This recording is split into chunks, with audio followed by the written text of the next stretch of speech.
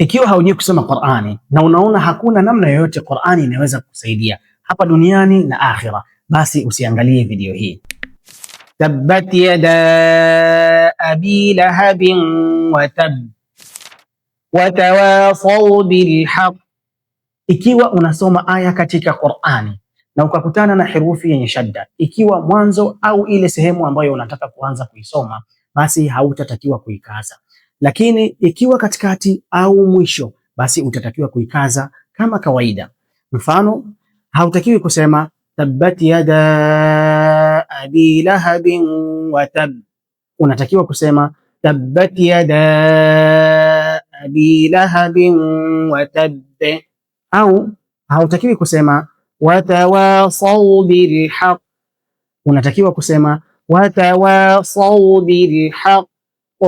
Ikiwa umependezewa na mafunzo haya, sambaza na wengine wapate kujifunza.